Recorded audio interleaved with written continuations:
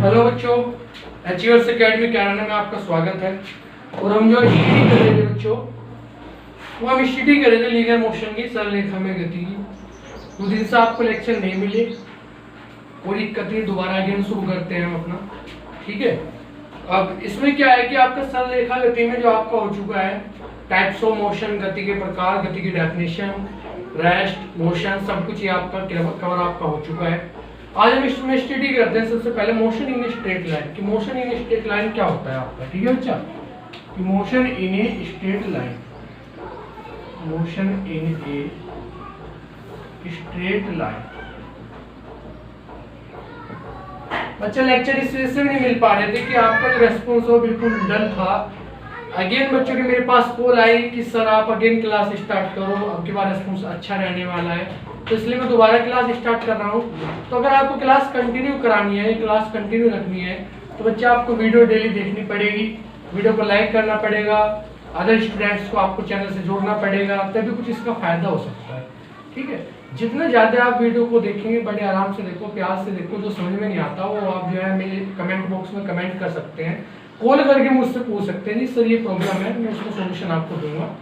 ठीक है, लेकिन आप क्या करते हो बच्चों की ओनली रिटर्न वर्क कंप्लीट कर रहे हो, वीडियो भी देखना पसंद नहीं करते, एक दूसरे को शेयरिंग कर देते हैं नोट्स, और उससे जो है एक दूसरे कॉपी पेस्ट कर रहे हैं। बच्चों इससे कोई फायदा नहीं होने वाला है। फायदा तभी है जब आप कंप्लीट वीडियो बड़े ध्यान से, बड़े अच्छे तरीके से नोट्स तैयार करें और वीडियो अच्छे से देखें, तभी आपको फायदा होने वाला है। ठीक है, तो आगे से इसका ध्यान रखें। खैर, आगे हम क्लास कंटिन्यू करते हैं कि सरल रेखा में गति, मोशन इन स्ट्रेट लाइन होता क्या है सरल रेखा में गति। कि सरल रेखा में गति क्या होता है बच्चा, कि अगर कोई आपका पार्टिकल, कोई कण, कोई वस्तु आपका एक रेखा के अनुदिश गति कर रहा है, एक रेखा के अनुदिश गति कर रहा है, उसे हम कहते हैं सरल रेखा में गति। सरल रेखा में गति, बात समझ में आ गई? तो अगर मैं इसे दिखाऊं तो कैसे दिखा सकते हैं कि सरल रेखा एकविमीय गति एक सरलतम गति है जिसमें गतिमान बिंदु वस्तु प्रत्येक अक्षर पर एक निश्चित स्थिति प्राप्त करती है। कुछ समय बाद क्या करेगी, अलग अलग पोजीशन में होगी, अलग अलग स्थिति प्राप्त करेगी और एक रेखा के अनुदिश गति करेगी। ठीक है, अगर हम मान लें कि भाई आपकी चली गई दूरी x है और x फंक्शन है t का, मींस इसका क्या है कि जो आप x ले रहे हैं, दूरी जो कंसीडर कर रहे हैं, वो t के मानों में है, मतलब 3 की टर्म में उसकी वैल्यू है। बात समझ में आ गया? तो t के साथ वैरी कर रहा है x का मान। बात समझ में आ गई? जैसे x इक्वल टू दे दे t² + 2t + 1। ठीक है, तो हम कह सकते हैं x का वैल्यू किस पे निर्भर कर रही है, t पर। तो t का फंक्शन है आपका, x इसमें डिनोट कर रहा है। तो हम कह सकते हैं कि वस्तु की सरल रेखीय गति में स्वच्छ मूल बिंदु के सापेक्ष स्थिति x को संगत समय t के फलन के रूप में व्यक्त कर सकते हैं। गणित रूप में हम लिख सकते हैं x = ft, जहां पर ft समय t का फलन है, अर्थात x का मान जो है ft की किसकी समीकरण है, सरल रेखा में गति की समीकरण। बात समझ में आई बच्चा? तो ये छोटा सा बेसिक सा मैंने आपको बताया, ये क्या था आपका सरल रेखा में गति। ठीक है, शायद आपका कुछ टाइप्स और रह गए थे, ये शायद हो गए हो। ठीक है, लेकिन मैं फिर भी रिवाइज करा दूंगा कि हमने 1D 2D 3D मोशन पढ़ा है नहीं पढ़ा। चलो देख लेना, आपने पढ़ा है नहीं पढ़ा, मैं क्लियर करा दूं आपको। 1D 2D 3D हिंदी में कहते हैं एक विमीय गति, द्विविमीय गति और त्रिविमीय गति। देखो समझेंगे बच्चा, बड़ा बेसिक सा है, ये कोई ज्यादा खास वो नहीं है। कि 1D क्या होता है, एक विमीय गति क्या होता है कि हमारे 3 अक्ष होते हैं। कितने अक्ष होते हैं बच्चे? 3 अक्ष होते हैं। कि ये मान लो x हो गया, ये आपका y हो गया और ये आपका z अक्ष हो गया। अगर हम गति करते हैं x अक्ष के अनुदिश या y अक्ष के अनुदिश या z अक्ष के, तीनों में से किसी एक अक्ष के अनुदिश अगर हम गति करते हैं तो गति हो जाएगी आपकी 1D। क्या हो जाएगी आपकी 1D। अगर हम दो अक्षों के अनुदिश गति करते हैं, मान लिया x और y दोनों के अनुदिश गति करते हैं, तो वो हो जाएगी आपकी 2D 2 डायमेंशनल मोशन या द्विविमीय गति। हिंदी में कहते हैं द्विविमीय गति। कि यदि गति दो अक्षों के अनुदिश होती है तो द्विविमीय गति कहते हैं। यदि गति तीनों अक्षों के अनुदिश होती है, अर्थात x y z तीनों अक्षों पे आप चलते हैं, तो उसे त्रिविमीय गति कहते हैं। ये आपको क्लियर हो गया होगा। तो ये है आपका 1D 2D और 3D। बात समझ में आ गई? एग्जांपल भी हम कंसीडर करते हैं। अगर एक विमीय गति का एग्जांपल दूं कि कोई वस्तु है ऊपर से नीचे गिरती है, अर्थात पृथ्वी की ओर मुक्त रूप से गिरती वस्तु, वो क्या कहलाएगी, वो एक विमीय गति। क्योंकि कौन सा अक्ष के अनुदिश चल रही है, y अक्ष के अनुदिश नीचे की ओर गति कर रही है। ठीक है, दूसरा होता है द्विविमीय गति। द्विविमीय गति क्या हो सकती है, उदाहरण अगर हम इसका कंसीडर परस्पर रेखीय कीड़े की गति, परस्पर रेखीय कीड़ा कभी इधर चलेगा, कभी इधर चलेगा, कभी इधर चला। ठीक है, तो उसकी गति कैसी कहलाती है आपकी द्विविमीय गति कहलाती है बच्चा, ठीक है। उसके बाद अगर त्रिविमीय गति का उदाहरण मैं पकड़ूं तो आकाश में उड़ती पतंग की गति, आकाश में कोई जो है ना पतंग उड़ रही है, कभी इधर जा रही है कभी उधर जा रही है, ठीक है, तो आकाश में उड़ती पतंग की गति त्रिविमीय गति कहलाती है। ये मैं पहले भी आपको शायद कुछ करा चुका इसके बारे में, ठीक है। ये खैर मैंने अगेन जो है आपको इसे रिपीट कर दिया। अब इससे आगे हम इसमें चलते हैं और मेन पॉइंट पे आते हैं बच्चा। अदिश और सदिश राशि में करा चुका था इसमें, ठीक है, अदिश और सदिश राशि करा चुका तो अच्छी बात है, नहीं करा जिसने तो रिवाइज कर लेंगे कि अदिश राशि भी राशि होती है जिन्हें व्यक्त करने के लिए केवल परिमाण की आवश्यकता होती है, उन्हें अदिश राशि कहते हैं। जैसे आपकी दूरी, चाल, कार्य, ऊर्जा, घनत्व, दाब आदि सब कैसी आपकी अदिश राशियां हैं, ठीक है। सदिश राशि भी होती है जिन राशियों को व्यक्त करने के लिए परिमाप तथा परिमाण दोनों की आवश्यकता होती है। परिमाप अथवा परिमाण या दिशा दोनों को लेंगे इसमें, या दिशा नहीं होगा तथा दिशा होगा, तो यहाँ से दिशा और परिमाण दोनों को लेके चलते हैं, उसे क्या कहते हैं, सदिश राशि कहते हैं बच्चा, ठीक है। जैसे आपका क्या हो गया आपका भाई सदिश राशि में अगर आप पढ़ेंगे स्थिति, विस्थापन, वेग, त्वरण, ये कैसी राशि है आपकी, सब सदिश राशि, बल, गुण, ये सब सदिश राशि है, ठीक है। इसके बाद हम डिस्कस करते हैं बच्चा दूरी तथा विस्थापन। आगे हम जो डिस्कस करते हैं वो आता है आपका मेन दूरी तथा विस्थापन। बड़े ध्यान से समझेंगे, ये आप पहले भी पढ़ चुके हैं बच्चा, ठीक है। तो बिल्कुल बेसिक टर्म्स स्टडी करा रहा हूँ मैं आपको, 9th क्लास में आपने पढ़ा था दूरी तथा विस्थापन, मैं दोबारा रिवाइज कर रहा हूँ यहाँ से। अगर हम दूरी को डिफाइन करें तो दूरी की छोटी सी परिभाषा आप पढ़ के लेके चलेंगे कि किसी वस्तु द्वारा तय किए गए पथ की कुल लंबाई, जो कोई वस्तु है, कोई ऑब्जेक्ट है जो मोशन कर रहा है, उसके द्वारा जो टोटल पाथ ट्रेवल हो रहा है, ठीक है, तो किसी वस्तु द्वारा तय की गई पथ की कुल लंबाई को वस्तु द्वारा तय की गई दूरी कहते हैं। तो हम दूरी किससे कहते हैं भाई, हमने तय की गई कुल पथ की लंबाई, कुल पथ की लंबाई। जो बच्चों को बोलता रहता हूँ इसके नोट्स तैयार करते रह करो। कुल पथ की लंबाई क्या कहलाती है, आपकी दूरी कहलाती है। बात समझ में आ गई। SI मात्रक होता है मीटर, SI मात्रक क्या होता है इसका मीटर, ये आप लिखते रहेंगे कि SI मात्रक क्या होता है इसका मीटर होता है, ठीक है। और भाई इसका विमा सूत्र अगर बात करें, विमा क्या होगी इसकी, विमा की बात करें तो विमा होती है L, ठीक है। ये हो गया आपका दूरी। बात समझ बच्चा। विस्थापन की बात करते हैं तो किसी वस्तु के प्रारंभिक तथा अंतिम स्थितियों के बीच की न्यूनतम दूरी को विस्थापन कहते हैं। दोबारा समझ लेंगे, किसी वस्तु के प्रारंभिक, कौन से बिंदु है, प्रारंभिक है, वह अंतिम बिंदु के बीच की न्यूनतम दूरी को क्या कहते हैं, विस्थापन कहते हैं। तो प्रारंभिक तथा अंतिम बिंदु के बीच की न्यूनतम दूरी को हम विस्थापन कहते हैं। ऐसे मात्रक सेम रहेगा और आपका जो है ना ये जो विमा सूत्र है ये भी सेम रहेगा, ठीक है। कोई डिफरेंस नहीं है, बस एक ही डिफरेंस है कि यहाँ से शॉर्टेस्ट पाथ लेते हैं। इंग्लिश में क्या कि आपका जो है ना initial and final point, the distance between the initial and final point is called displacement. इसे इंग्लिश में डिस्प्लेसमेंट कहते हैं। जो बच्चे इंग्लिश के हमारे जुड़े हुए हैं बच्चे जाना इंग्लिश में थोड़ा बहुत पढ़ लिया करो।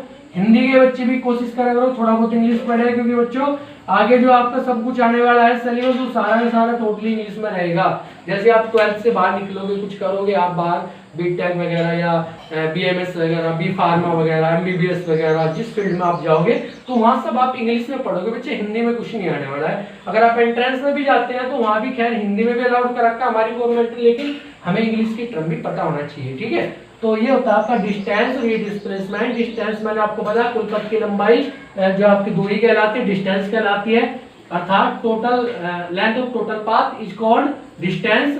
SI मात्रक मीटर हो गया, SI यूनिट मीटर होगी, विमा सूत्र विमा क्या होगी, L होगी।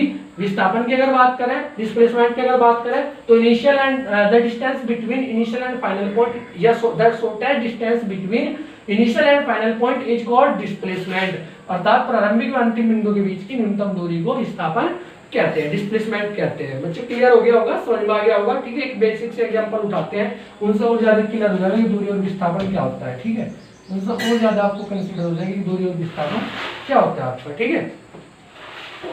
तो मान लिया एक मैं कुछ डायग्राम ले रहा हूँ, ये पहला डायग्राम है आपका, ये कोई अर्धवर्ताकार रास्ता है आपका, हाफ सर्कल है कोई, ये केंद्र हो गया, ये A हो गया पॉइंट, ये B हो गया, ठीक है बच्चा।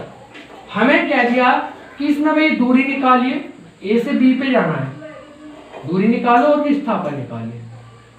अभी बच्चे आपको समझ में आ जाएगी दूरी क्या है, विस्थापन क्या है। दूरी कैसी राशि होती है समझ लेंगे। दूरी आपकी अदिश राशि होती है, विस्थापन सदिश राशि। मैंने ये पॉइंट वहां नहीं बताया, वो वही नोट कर लेंगे आप कि दूरी अदिश राशि होती है और विस्थापन आपकी सदिश राशि होती है। ठीक है, सदिश राशि को दिशा भी चाहिए, सब कुछ चाहिए। ठीक है, तो हमें किधर जाना है, ए से बी पे जाना है। बात समझ में आ गई। अगर बात करते हैं हम दूरी की, तो दूरी के लिए हम क्या कर चलेंगे, 10 से यहाँ से ऐसे चले जाएंगे। ये क्या हो जाएगा आपकी दूरी। बात समझ में आई। और विस्थापन की बात करते हैं तो ये बताते हैं कि इनिशियल एंड फाइनल पॉइंट के बीच की शॉर्टेस्ट डिस्टेंस। तो ए और बी की जो है ना, जो न्यूनतम दूरी होती है उसे जो है हम क्या कहते हैं, उसी विस्थापन कहते हैं, डिस्प्लेसमेंट कहते हैं। तो ए और बी के बीच चलेंगे तो ये क्या हो जाएगा आपका विस्थापन। बड़ी अच्छी तरीके से समझ में आ गया कि दूरी क्या होती है और विस्थापन क्या होती है। तो अगर दूरी निकालनी है तो दूरी बराबर क्या हो जाएगा, अगर भाई जो है ना कुछ भी दे रखा, मान लिया आर रेडियस दे दी, इसकी आर त्रिज्या दे दी, तो दूरी अगर मुझे निकालनी है, देखो पूरे वर्ग की जो परिधि होती है या सर्कमफेरेंस जो होती है आपकी 2 पाई आर होती है, आधे की क्या हो जाएगी आपकी पाई आर। तो दूरी तो कितनी हो जाएगी आपकी पाई आर। अगर बच्चा विस्थापन निकालना है तो विस्थापन हो जाएगा आपका, विस्थापन ए से बी तक कितना होगा, देखो ये आर और ये भी आपका आर, तो कितना हो जाएगा 2r। ये पॉइंट हमेशा याद रखें, इस तरह की कंडीशन हमेशा ध्यान रखें कि दूरी और विस्थापन कैसे निकालते हैं। ठीक है बच्चे, समझ में आ गया होगा कि दूरी और विस्थापन किसे कहते हैं। और बहुत सारे उदाहरण हम दे सकते हैं कि एक छोटा सा एग्जांपल इसमें दे रखा उससे और क्लियर हो जाएगा कि एक कार सबसे पहले 5 किलोमीटर दूरी पूर्व दिशा में तय करते हैं। दिशा ज्ञान जरूरी है बच्चा, दिशा ज्ञान आपको पता होना चाहिए कैसे होता है, वो हमेशा जो है ध्यान रखेंगे। मैं सिखा रहा हूँ आपको। NESW, N फॉर होता है आपका उत्तर, नॉर्थ, ठीक है, ईस्ट फॉर पूर्व, और साउथ फॉर दक्षिण, और वेस्ट फॉर पश्चिम। बात समझ में आ गई भाई। तो हमेशा आपको जो है ना, आप किसी भी डायरेक्शन में बैठे हुए, किधर भी मुंह करके बैठे हुए, उससे कोई डिपेंड नहीं करता। आप कभी भी ये मत देख रहे कि सूरज किधर निकल रहा है, आपको हमेशा डायरेक्शन इसी के अकॉर्डिंग कंसीडर करना है। डायरेक्शन आपको हमेशा ऐसे ही लेना है। ठीक है, समझ में आ गया होगा आपको। तो अब क्या करेंगे सब बच्चों, देखो कि वो क्वेश्चन पे चलेंगे। क्या कह रहा कि एक कार सर्वप्रथम 5 किलोमीटर दूरी पूर्व दिशा में तय करती है। 5 किलोमीटर से पूर्व दिशा में, ठीक है, पूरा इधर है ना, वहां डायग्राम में देखते रहो। तत्पश्चात 12 किलोमीटर दूरी उत्तर दिशा में तय करती है। बच्चे 12 किलोमीटर जो है ना उत्तर दिशा में चल रहे ऐसे, ये होगी 12 किलोमीटर। आगे क्या कह रहा हो, कार द्वारा तय की गई दूरी और विस्थापन निकालो। देखो दूरी तो आपको धीरे नजर आ रही होगी, ये दूरी होगी, ठीक है। तो दूरी अगर निकालने हैं तो कितनी, 12 + 5, 5 + 12 कितनी हो जाएगी, 17 किलोमीटर। इसमें तो कोई डाउट नहीं है। बात करते हैं विस्थापन क्या होगा। विस्थापन होता है इनिशियल एंड फाइनल पॉइंट के शॉर्टेस्ट डिस्टेंस, इसे इससे मिलाने, ठीक है। तो ये वाली दूरी आप निकाल लेंगे। ये क्या नजर आ रही है, समकोण त्रिभुज नजर आ रहा होगा। तो समकोण त्रिभुज नजर आ रहा, तो भाई ऐसे कर लो आप, AC का मान निकालना, तो AC का स्क्वायर बराबर कर्ण का वर्ग बराबर लंब का वर्ग प्लस आधार का वर्ग, या आधार का वर्ग प्लस लंब का वर्ग। तो AC बराबर √AB² प्लस BC स्क्वायर। मान रख देंगे इसमें AB का मान कितना, 5 का स्क्वायर और प्लस 12 का स्क्वायर। 5 × 5 = 25 प्लस 144 बराबर 169 और बराबर कितना आ गया आपका 13 किलोमीटर। 13 किलोमीटर आपका आ गया होगा। तो ऐसे निकालते हैं बच्चा दूरी और विस्थापन। ये ध्यान रखेंगे क्या कंसीडर किया हमने, विस्थापन, ये निकाला हमने विस्थापन। बात समझ में आ गई भाई। तो क्लियर हो गया होगा कि दूरी और विस्थापन कैसे कंसीडर करते हैं। आगे इसमें आता है बच्चा, ये समझ में आ गया होगा, ये क्लियर हो गया होगा। आगे इसमें आपका आता है दूरी और विस्थापन में अंतर क्या होता है। दूरी और विस्थापन में अंतर क्या होता है, ठीक है। कुछ क्वेश्चंस मैं इसके भेज दूंगा आपको PDF, ठीक है। आगे कह रहा है कि दूरी और विस्थापन में अंतर क्या होता है, तो समझेंगे। दूरी आपकी सबसे पहला अंतर की एक दूरी क्या होती है, डिस्टेंस क्या होती है आपकी, एक स्केलर क्वांटिटी होती है अर्थात एक अदिश राशि होती है। विस्थापन की बात करें एक सदिश राशि अर्थात एक वेक्टर क्वांटिटी होती है। सेकंड हो गया डेफिनेशन कि किसी निश्चित समांतराल पिंड द्वारा तय किए गए पथ की लंबाई के बराबर होती है, अर्थात तय किया गया पथ travelling path is called distance, ठीक है। और फाइनल एंड इनिशियल पॉइंट के बीच की शॉर्टेस्ट डिस्टेंस और डिस्प्लेसमेंट के अलावा प्रारंभिक तथा अंतिम बिंदु के बीच की दूरी को विस्थापन कहते हैं। नंबर 3, जो दूरी होते हैं वो पथ की आकृति पर निर्भर नहीं करता। पथ चाहे कैसा भी है, किसी भी रास्ते से जा रहे कोई दिक्कत नहीं है, लेकिन विस्थापन क्या होता है, पथ की आकृति पर निर्भर करता है। अर्थात जो आपका डिस्टेंस है, distance is not following the path, ये शेप ऑफ द पाथ, ठीक है। और जो आपकी डिस्प्लेसमेंट होता है, displacement is not following to the shape of the path, ठीक है, वो पाथ की ज्यादा आकृति को फॉलो नहीं करता, ठीक है। नंबर 4 की जो डिस्टेंस होती है आपकी वो आपकी डिस्प्लेसमेंट की अर्थात जो दूरी होती है विस्थापन के परिमाण के बराबर या उससे बड़ी होती है। हमेशा ध्यान रखना कि जो आपका दूरी होगी वो आपकी ऐसे होगी,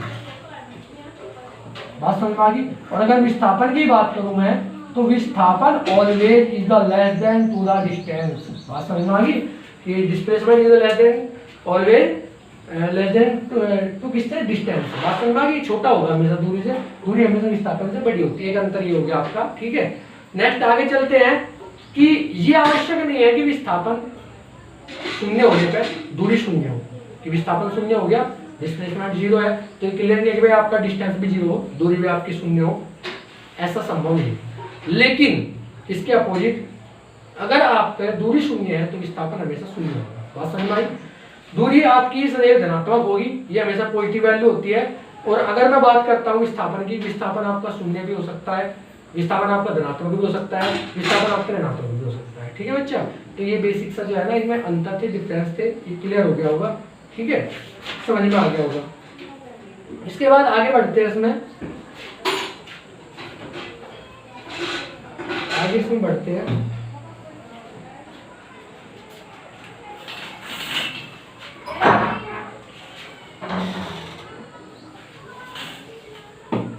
आगे इसमें स्टडी करते हैं बच्चा। आगे आपका आता है चाल तथा वेग।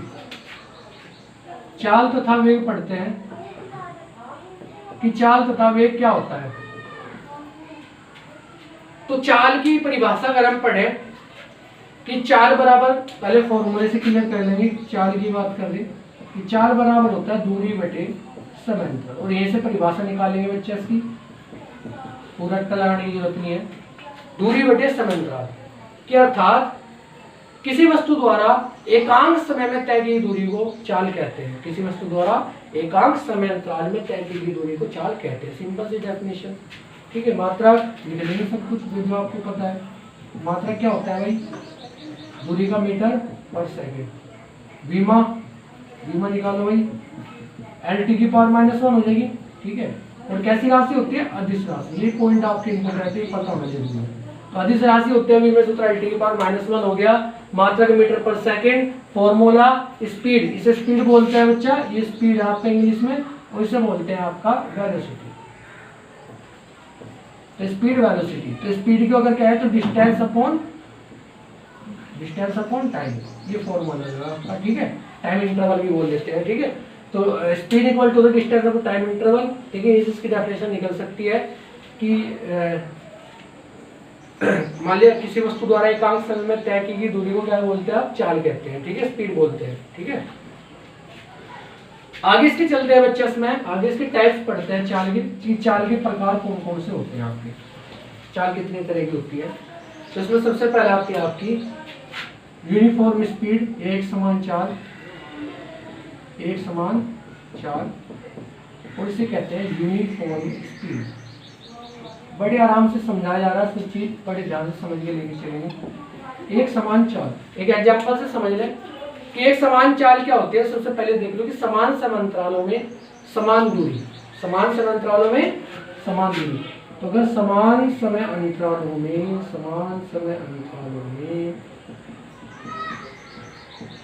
समान दूरी, जब कोई वस्तु समान समांतरालों में समान दूरी तय करती है तो उसकी चाल एक समान चाल कहलाती है, ठीक है। एग्जांपल देख लो कि मान लिया हम 1 घंटे में 1 किलोमीटर लिए, 1 घंटे में कितने जा रही, 1 किलोमीटर। अगले 1 घंटे में 2 किलोमीटर, 1 किलोमीटर के 2 हो गया आपका टोटल। 2 घंटे में 2 किलोमीटर, 3 घंटे में 3 किलोमीटर। तो आपको नजर आ रहा होगा कि देखो 1 घंटे में कितना, 1 किलोमीटर चली, अगले 1 घंटे में फिर भी 1 किलोमीटर चली। तो यहाँ से समान समांतरालों में समान जो है दूरी तय कर रहे हैं, तो ये कैसा हो गया आपका, एक समान चाल होता है आपका। बात समझ में आ गई भाई, क्लियर है। आगे चलते हैं, दूसरा होता है असमान या परिवर्ती चाल। दूसरा क्या होता है, असमान या परिवर्ती चाल।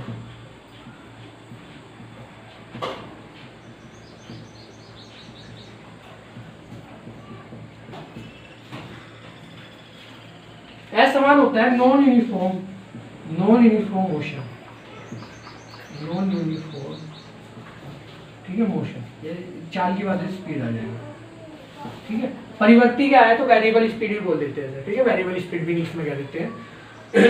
तो समझेंगे भाई। तो इसमें क्या होता है कि समान समांतरालों में भिन्न भिन्न दूरियां तय हो रही है, या असमान समांतरालों में असमान दूरी तय हो रही है, या असमान समय में समान दूरी तय करें, तो अलग अलग केस हो सकते हैं आपके, ठीक है। तो वैसे तो इसमें कहते हैं कि समान समांतरालों में चलेगी असमान दूरी को आपका असामान्य परिवर्ती चाल कहते हैं। वास्तव में जब कोई वस्तु समान समांतरालों में भिन्न भिन्न दूरियां तय करती है तब उसकी चाल असामान्य परिवर्ती चाल कहलाती है। जैसे एक घंटे में 20 किलोमीटर चलेंगे, अगले घंटे में 30 चलेंगे, उससे अगले घंटे में 50 चलेंगे, उससे अगले घंटे में ज्यादा 60 चलेंगे, ठीक है। इस तरह क्या है आपका, ये आपका क्या हो जाएगा, आपका असामान्य परिवर्ती चाल हो जाएगी। असामान्य परिवर्ती चाल आपकी, ये आपकी दो तरह की होती है, ठीक है, वो पढ़ेंगे अभी हम।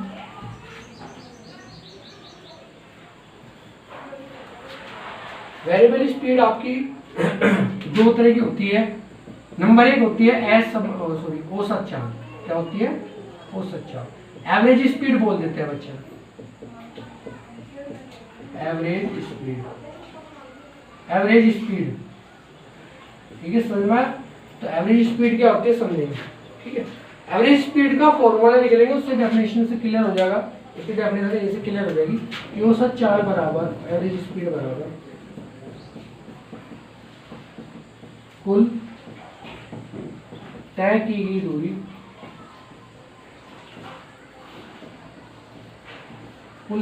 दूरी बटे कुल लगा समय,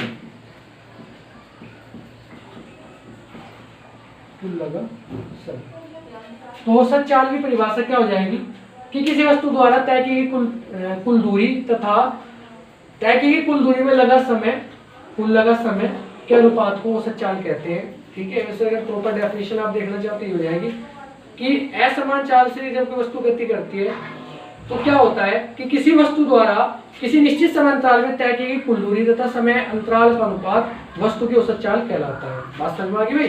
तो क्या कहलाता है? वस्तु की औसत चाल कहलाता है कि समान समय अगर आपके जैसे कोई वस्तु असमान चाल से चल रही है, असमान गति कर रही है, बात समझ में आ गई, असमान चाल से चल रही है, तो ये कह रहा है कि किसी वस्तु द्वारा किसी निश्चित समय अंतराल में तय की गई कुल दूरी तथा समय अंतराल के अनुपात को औसत चाल कहते हैं। इसमें अलग अलग स्थिति हो सकती है। पहली स्थिति देखिए, अगर कोई वस्तु S1, S2, S3 दूरी तय कर दी, ये दूरी चल रही है और उसका जो उसकी जो चाल है वो V1, V2, V3 दो ये चाल है, इन चाल से वो चल रही है, ये दूरियां तय कर रही है। चलिए कुल दूरी देखो क्या हो जाएगी आपकी, कुल दूरी बराबर S1 plus S2 plus S3 plus दो।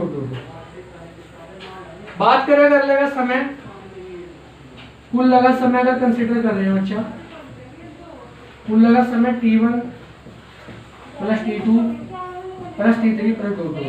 बात समझ में आ रही होगी भाई, ठीक है।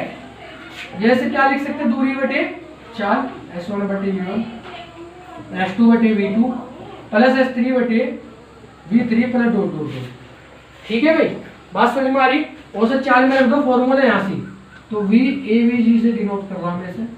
तो क्या होगा, कुल तय की गई दूरी S1 plus S2 plus S3 plus दो और बटे में S1 V1 S2 V2 तो समय ले लेना आप, S3 V3 2।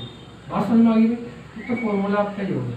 अगर हम कंसीडर कर रहे हैं कि अगर कोई वस्तु दो दूरियां तय करती है और दूरी कैसी तय कर रही है, समान दूरी तय कर रही है, ठीक है। कैसी दूरी तय कर रही है? समान दूरी तय कर रही है, S दूरी तय कर दी है, ठीक है, दो बिंदुओं के बीच, और उसका जो वेग है वो V1 और V2 है, दोनों बिंदु पर अलग अलग वेग चल रही है, ठीक है। तब आपका VAVG हो जाएगा S प्लस S, दूरी अलग अलग तय कर दी, और ये आपका S बटे V1 प्लस S बटे V2।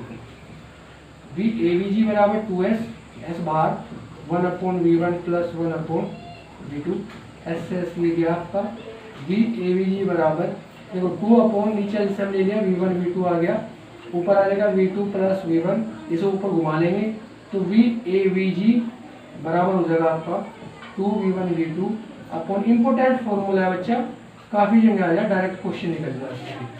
अगर किसी वस्तु द्वारा दो समान दूरी तय हुई है अलग अलग बिंदुओं के बीच और वेग अलग अलग है, तो डायरेक्ट सूत्र यूज कर सकते हो उस चाल के लिए कि 2v1 v2 बटे v1 प्लस v2।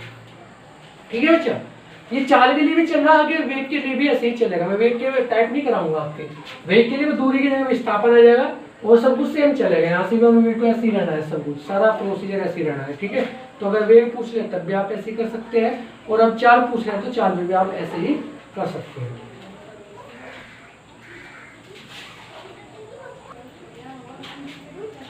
तो बच्चे समझ में आ रहा होगा आपको, क्लियर हो गया होगा।